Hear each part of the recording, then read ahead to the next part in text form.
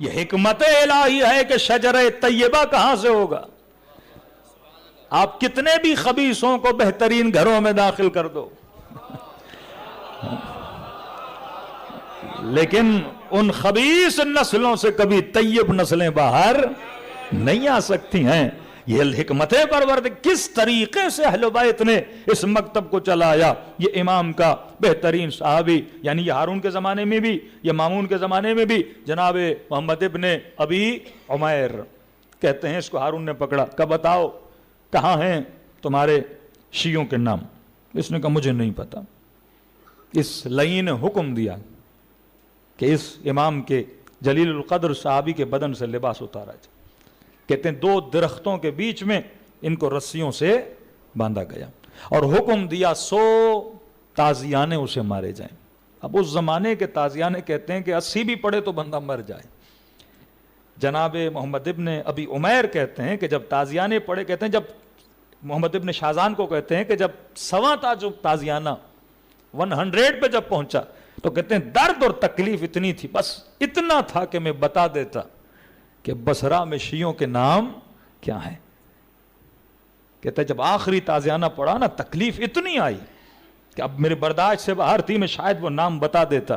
تو یہاں امام کے کسی اور صاحب، یعنی خود دربار ہارون کے اندر بھی مولا کے کوئی چاہنے والے موجود تھے، یعنی ایک بندہ تازیانہ مارا، ایک اس کے سامنے کھڑا ہے۔ اس نے دیکھا کہ جب اس کی ہمت ختم ہو رہی ہے، اسے کہا کہ ابن ابی عمیر یہ سوچو کہ تم اللہ کی دربار میں کھڑے ہوئے ہو، یہ سوچو کہ کس کے سامنے کھڑے ہو۔ کہ یہ جب جملہ کہا نا کہ تم اللہ کی دربار میں کھڑے ہو، کہ میرے اندر ہمت آ گئی، اور اس لعین نے پھر آرڈر دیا 20 تازیانے اور مارے جائیں، کہ کسی کو بھی 120 تازیانے نہیں مارے گئے۔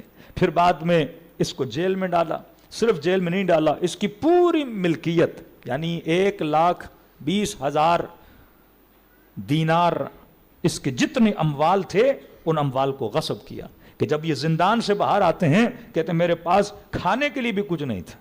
جانے سے پہلے بہت بڑا تاجر، کپڑے کی دکانیں تھیں، لیکن جب باہر آیا دکان بھی اس سے لے لی، گھر بھی اس سے لے لیا، سیاسی مخالف ہے، سب کچھ اس کا چھین لیا۔ کہتا ہے جب باہر آیا میرے پاس کچھ بھی نہیں تھا۔ اب تقویٰ کا معیار دیکھیے، جناب ابی عمیر کہتے ہیں ایک شخص جس کو میں نے اپنی تجارت کے زمانے میں 1,000 دینار قرضہ دیا تھا، اسے جب پتا چلا کبھی عمیر زندان سے باہر آیا ہے، اب کھانے کے لیے بھی کچھ نہیں، 1 درہم اور دینار کے لیے پریشان ہے۔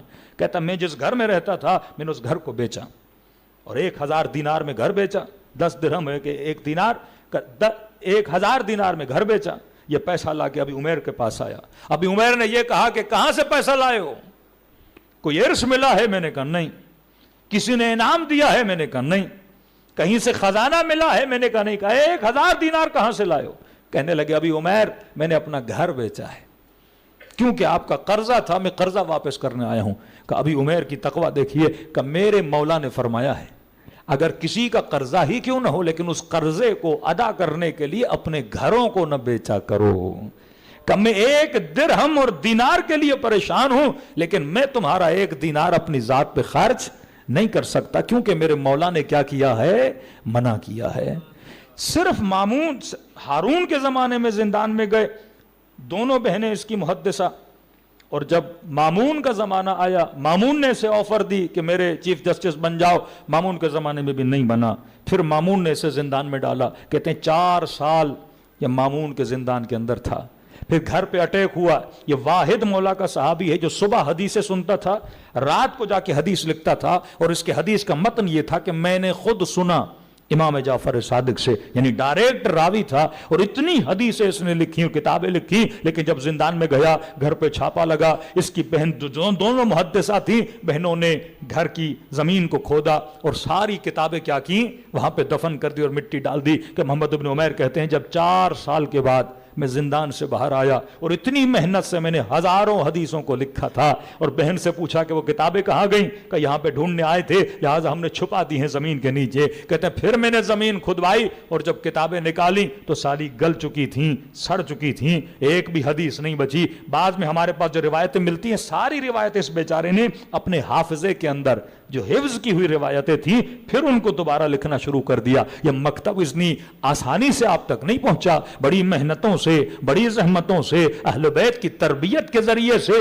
یہ مکتب تشیع بنا کہ صرف آپ چھٹے امام کے زمانے کے وکلا پڑھیں گے, ساتویں امام کے زمانے کے وکلا پڑھیں گے کہ معصوم نے اگر کسی کو وکیل بنایا, مثلا 30 ہزار دینار خمس آ رہا ہے, 1 لاکھ دینار خمس آ رہا ہے, اب معصوم اپنے گھر میں رکھیں, حاکم چھاپا لگائے تو پیسہ لے کر چلا جائے. اگر کوئی وکیل اپنے گھر میں رکھے تو وکیل پکڑا جائے کہ بھائی اتنا پیسہ آپ نے کہاں سے رکھا. تو عجیب ہے, 20 کے قریب جو معصوم کے وکلا ہیں, وہ 20 کے 20 معصوم کے وکلا مدینے کے بازار میں ان کا جو کام تھا وہ صراف کا کام تھا, یعنی وہ کرنسی کا کام کرتے تھے. اور یہی کرنسی والا بندہ کیا بنا, معصوم کا وکیل بنا, کہ اگر پیسہ پکڑا بھی جائے تو وہ کیا بولے کہ جنابی ایکسچینج کا پیسہ ہے, اس سے موسیٰ کاظم کا کوئی لینا دینا نہیں ہے, اس سے جعفر صادق کا کوئی لینا دینا نہیں ہے. تو آپ 80% جو معصوم کے وکلا دیکھتے ہیں وہ بزنس وائز کیا کرتے تھے, وہ صراف کا کام کرتے تھے. بصرے میں مولا کا وکیل ہے, وہ کپڑے کا کام کرتا ہے. یعنی اکثر تجار تھے جن کو معصومین اپنے کیا دیتے تھے, پیسے دیتے تھے. پھر انہی پیسوں کو کس کو پہنچانا ہے, کس شیعہ کی مدد کرنی ہے, وہ کمپلیٹ نیٹ ورک بنایا تھا جس کے ذریعے سے شیعت کی بنیادیں مضبوط ہوئیں. اور اتنے ظلم میں معصومین نے استبداد کا مقابلہ بھی کیا اور شیعوں کی فکری تربیت بھی کی. صلوات پڑھے محمد و آل محمد.